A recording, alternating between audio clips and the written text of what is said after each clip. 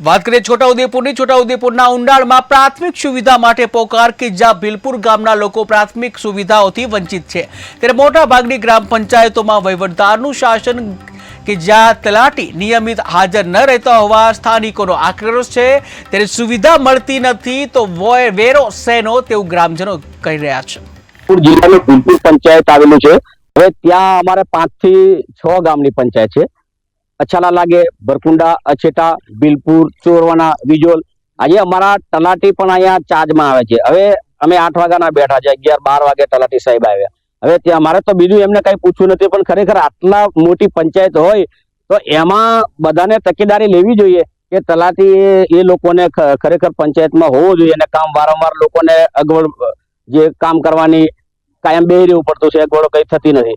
અને અમારી પંચાયતમાં એવું છે કે કોઈ પણ મેં ઘરવેરાની પાવતી પંચાયત હિસાબે નમૂના ક્રમ 4 માં લખેલું છે કે 100 રૂપિયા ઘરવેરો, પાણી વેરો 50 રૂપિયા, પછી બીજા વેરા 50 રૂપિયા લખેલું છે। બીજા પણ કયા કયા જે લાઇટના છે કે પછી સફાઈ કામના છે એ ચોખ્ખું લખેલું નથી। આમાં બીજા વેરા એટલે કોના? આ કોઈ ઉપલા લેવરમાં બીજા વેરા ના આપવું પડે અમારે 50 રૂપિયા।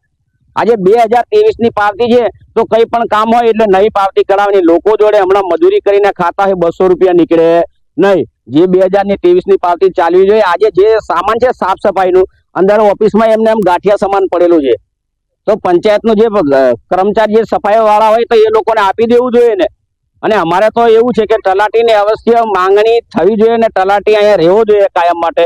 કાયમ માટે નહીં હોય તો અઠવાડિયે 3 વાર તલાટી અહીંયા આવે તો લોકોનું જે કામ છે એ ધક્કા ખાવાનું મટે।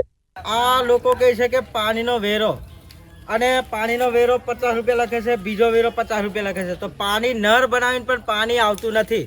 આ સુધી પાણી આવતું નથી। નર ખાલી પડ્યા છે, ટોકા 2 ડુંગરિયા બનાવેલા છે, તળાવડી ફરિયાની અંદર બનાવેલા છે, તો હજુ આ સુધી પાણી આવ્યું નહીં। કેટલો સમય થયો? સમયથી જો 1-2 વર્ષથી જ પણ હજુ આ સુધી પાણી આવ્યું નહીં। ખાલી ટોકા બનાવીને નર બનાવીને પણ નરમાં આ સુધી પાણી નહીં આવ્યું। દોસ્ત છે કે તલાટીને બોલો પણ તલાટી કાયમ આવે છે, પણ તલાટીને પણ જિલ્લાનું ભીલપુર પંચાયત આવેલું છે। હવે ત્યાં અમારે 5 થી 6 ગામની પંચાયત છે।